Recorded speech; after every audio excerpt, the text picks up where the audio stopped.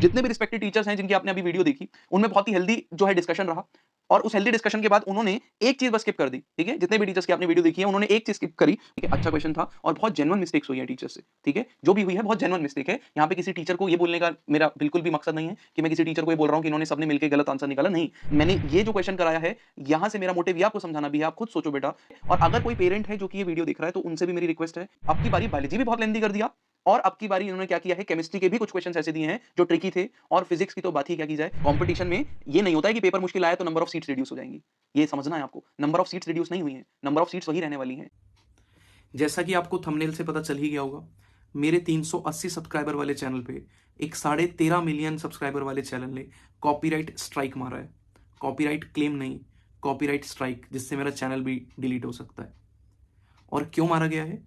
क्योंकि नीट 2025 के एक पेडिग्री एनालिसिस का सही आंसर बताते हुए मैंने कुछ टीचर्स का पॉइंट ऑफ व्यू दिखाया जो कि 20 सेकंड का था।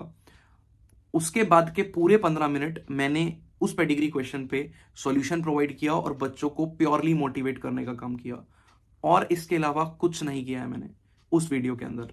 अभी आप वीडियो देखोगे, खुद जज कर लेना।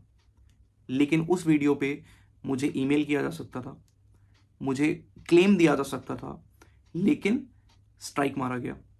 और उस वीडियो के अंदर मैंने क्लियरली मेंशन किया था कि किसी भी रिस्पेक्टेड टीचर को डिसरिस्पेक्ट करने का या डिफेम करने का मेरा कोई मोटिव नहीं है।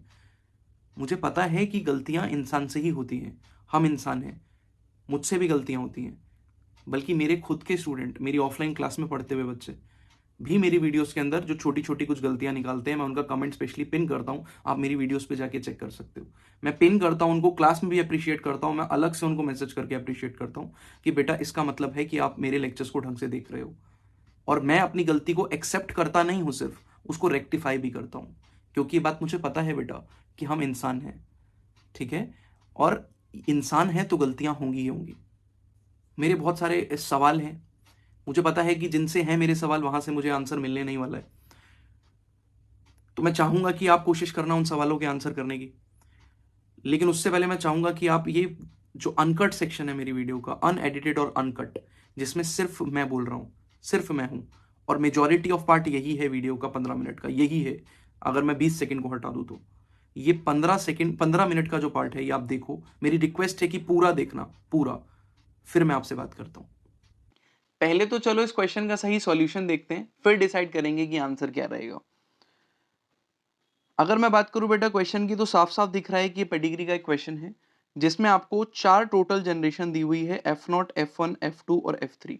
सबसे पहला टास्क है कि ये ऑटोसोमल है या सेक्स लिंक्ड है या फिर क्या है। तो सबसे आसान तरीका है, ये रिसेसिव है कि डोमिनेंट है, ऑटोसोमल है कि सेक्स लिंक्ड है, पता करने का। ये ऑप्शन ही देख लो आप ना। पहली बात तो कैरियर दे दिया, कैरियर सिर्फ हो ही आपके किस डिसीज में सकते हैं, रिसेसिव में। तो एक तो बात कंफर्म हो गई हमको कि ये जो डिसीज है ये कैसी है, रिसेसिव डिसीज है, ठीक है? तो रिसेसिव डिसऑर्डर है। दूसरा, अब ये ऑटोसोमल है कि सेक्स लिंक्ड, वो भी यहीं देख के आपको पता चल जाएगा। यहाँ पे चेक करो बेटा, फीमेल कैरियर है लेकिन मेल कैरियर नहीं है। तो वो कौन सी डिसीज हो सकती है जिसमें सिर्फ फीमेल कैरियर होती है?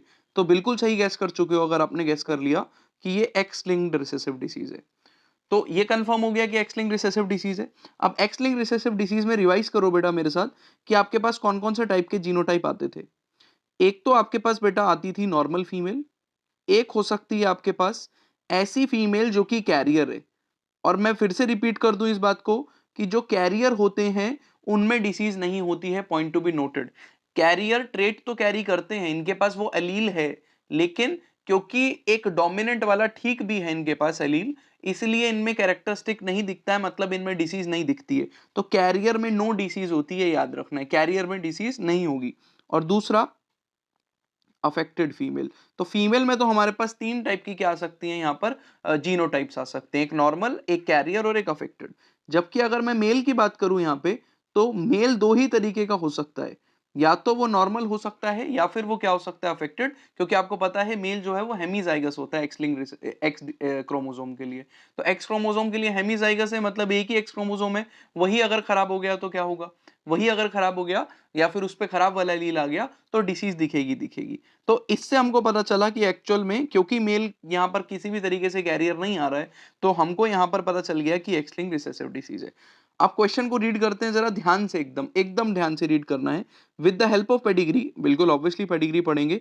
Find out the probability of birth of a child having no disease and being carrier. अब जितने भी रिस्पेक्टेड टीचर्स हैं जिनकी आपने अभी वीडियो देखी, उनमें बहुत ही हेल्दी जो है डिस्कशन रहा, और उस हेल्दी डिस्कशन के बाद उन्होंने एक चीज बस स्किप कर दी। ठीक है, जितने भी टीचर्स की आपने वीडियो देखी है उन्होंने एक चीज स्किप करी, वो ये कि यहां पर एंड लिखा है और नहीं लिखा है। याद रखो, वो क्या बोल रहा है कि बर्थ के बाद child having no disease and being a carrier. Disease नहीं है और वो कैरियर है।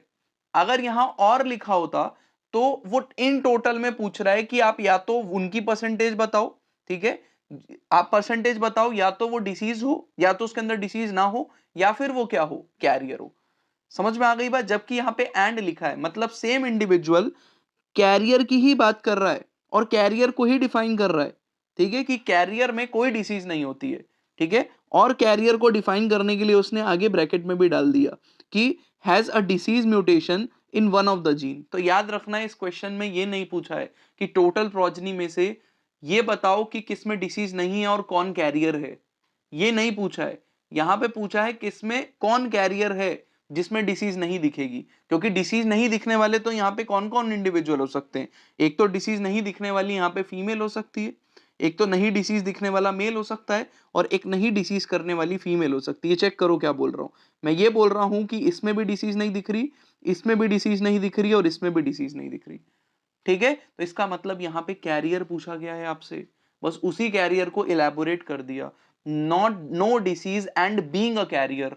ठीक है, वो इंडिविजुअल जिसमें डिसीज ना हो और वो कैरियर हो। बेटा एंड और ना, जब हम जेनेटिक्स में रेशियो वाले प्रोबेबिलिटी वाले क्वेश्चंस करते हैं, एक बहुत ही इंपॉर्टेंट रोल प्ले करता है। ये वो बच्चे समझ रहे होंगे जिनके पास मैथ्स भी है, कि एंड और बोलने से ना बेटा चेंज हो जाती हैं रेशियोज। ये चीज आप समझ रहे हो अगर आपने लॉजिक गेट्स वगैरह भी पढ़े। तो एंड और का एक महत्व है प्रोबेबिलिटी की टर्म्स में, इसलिए यहाँ पे एंड लिखा है और नहीं लिखा है। ठीक है, एंड का मतलब सेम इंडिविजुअल में दोनों आपको कैरेक्टरिस्टिक पूछ रहा है, और दोनों कैरेक्टरिस्टिक सेम इंडिविजुअल में किस में दिखेगा मुझे बात बताओ। तो अगर आप समझ पाए तो सिर्फ ये, मतलब जितनी भी प्रोजनी आएगी, एफ कौन सी में पूछ रहा है आपसे, F3 में। F3 जनरेशन में जितनी भी प्रोजनी आएगी उसके अंदर आपको ये वाले इंडिविजुअल बताने हैं, बस इनकी रेशो बतानी है टोटल में से। ठीक है, मतलब ये। चलो अब बना के देखते हैं ये वाला। ये जो है इसको मैं ड्रॉ कर रहा हूं अब जीनोटाइप समेत, ताकि आपको अच्छे समझ में आए। तो देखो, ये तो क्लियरली मेंशन कर दिया कैरियर है। ठीक है, सब तो दिया हुआ है। उसके बाद बेटा इसका क्रॉस कराएगा किसके साथ? आपके अफेक्टेड मेल के साथ। अफेक्टेड मेल मतलब उस पे भी क्या होगा, एक एक्स का एलील खराब होगा। तो ये हो गया अफेक्टेड मेल। अब क्या करना है, अब आपको इसका क्रॉस बनाना है। तो क्रॉस बनाओ जरा। ठीक है, तो जब आप क्रॉस बनाएंगे तो सिंपल सा क्रॉस बनेगा कि X dot X, X dot Y. तो क्या इंडिविजुअल आने वाले हैं बताओ? X dot X dot X dot Y, X dot X, X Y. अब इन टोटल आपके पास कितने इंडिविजुअल आए? 4, जिसमें से हमको जिसकी रिक्वायरमेंट है, जो पूछा गया है जिसकी प्रोबेबिलिटी, देखो क्या पूछ रहा है, probability of birth of a child having no disease and being a carrier. तो नो डिसीज वाले यहां पर दो हैं। नो डिसीज वाले दो हैं आपके पास। एक तो इसमें भी डिसीज नहीं दिख रही है और इसमें भी डिसीज नहीं दिख रही है। एंड बीइंग अ कैरियर भी पूछ रहा है, तो बस यही आ गया। तो 1/4, मतलब 25% आपकी प्रोबेबिलिटी हो गई, या 1/4 रेशियो हो गई, या 0.25 आपकी क्या हो गई, फ्रीक्वेंसी हो गई। तो answer should be 1/4 and not 1/2। तो आंसर की में अगर आपने 1/4 किया है बेटा, very good, I am proud of you. ठीक है, और ये क्वेश्चन एक बहुत अच्छा क्वेश्चन था। ठीक है, अच्छा क्वेश्चन था, और बहुत जेन्युइन मिस्टेक्स हुई है टीचर्स से। ठीक है, जो भी हुई है बहुत जेन्युइन मिस्टेक है। यहाँ पे किसी टीचर को ये बोलने का मेरा बिल्कुल भी मकसद नहीं है कि मैं किसी टीचर को ये बोल रहा हूँ कि इन्होंने सबने मिलके गलत आंसर निकाला, नहीं। मैं बस आपको बीइंग एन एस्पायरेंट ये बताना चाह रहा हूँ कि अगर एज अ बायोलॉजी टीचर मेरे से आप पूछोगे कि पेपर कैसा है, तो ऑब्वियस सी बात है कि मैंने जिस लेवल तक जाके बायोलॉजी पढ़ी हुई है, मैं तो पेपर को यही बोलूंगा बेटा कि ये मॉडरेट लेवल का है। टफ लेवल तो कहाँ ही पहुंचा पाएगा पेपर, एनटीए।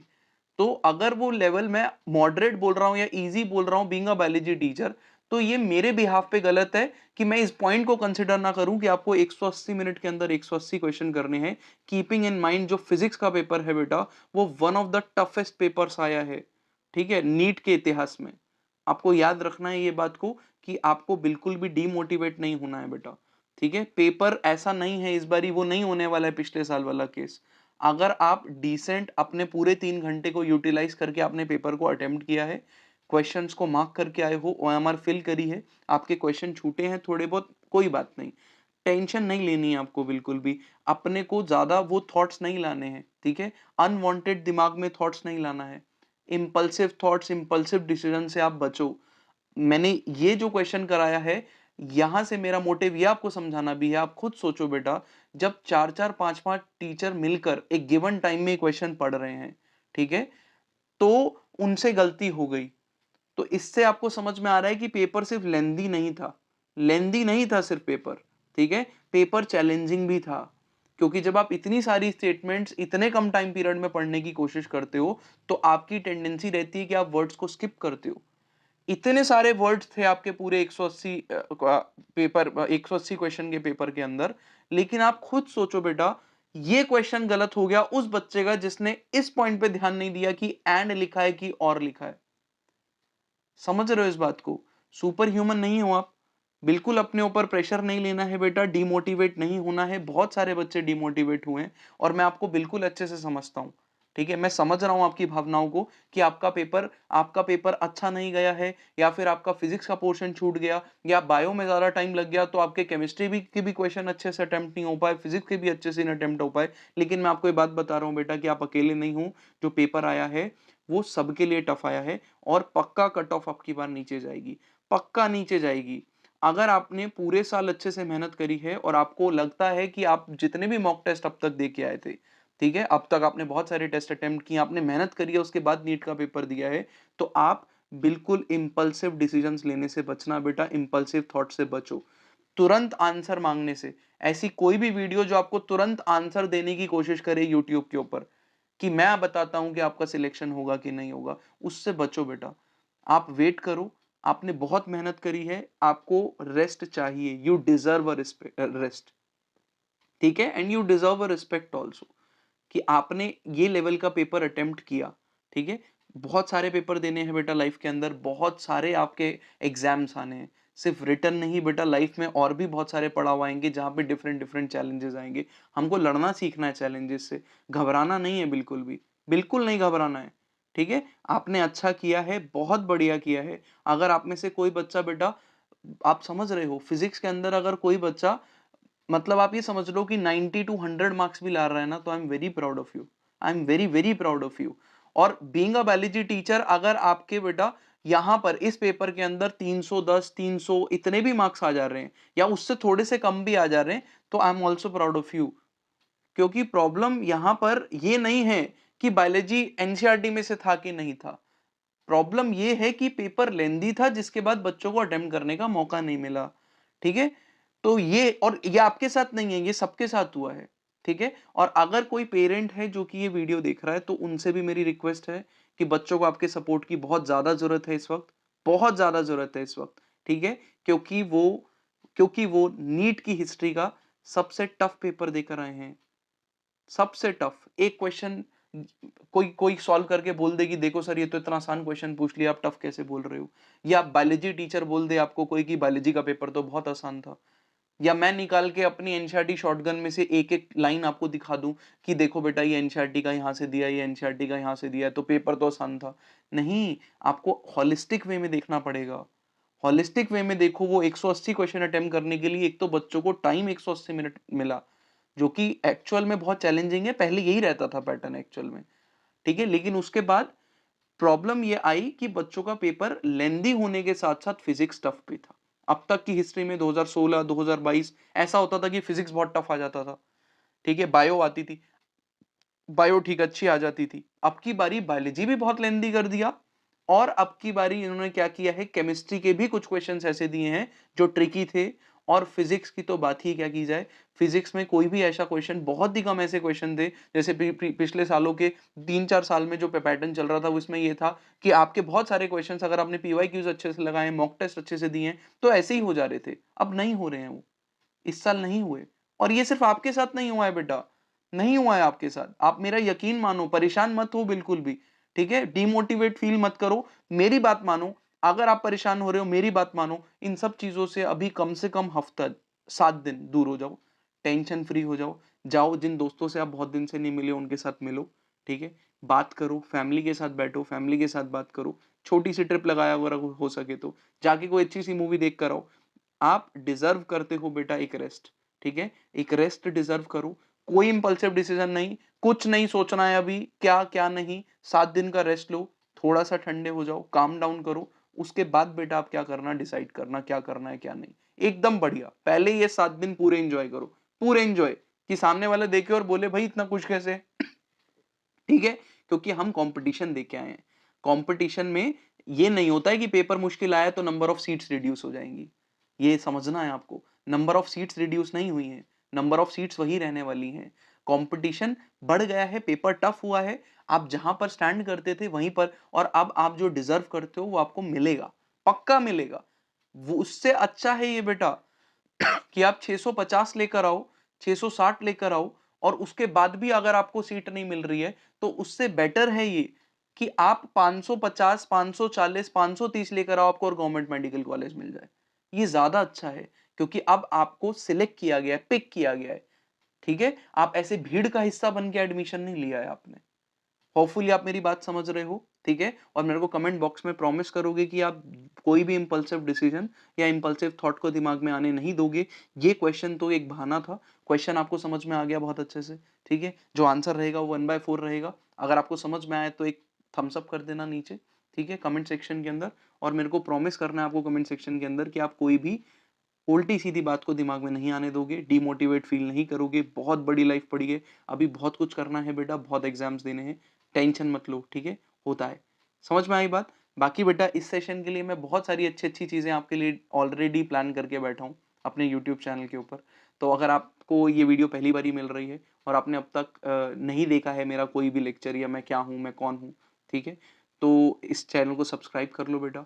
अपने किसी भी दोस्त के साथ, अगर आपने नीट नहीं भी दिया और आप तक ये वीडियो पहुंच गई है, तो अपने किसी भी दोस्त के साथ जिसने नीट दिया है और वो डिमोटिवेटेड फील कर रहा है, उसके साथ इसको शेयर करना, जरूर शेयर करना, ठीक है?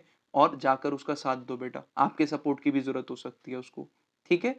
बाकी thank you so much for watching the lecture.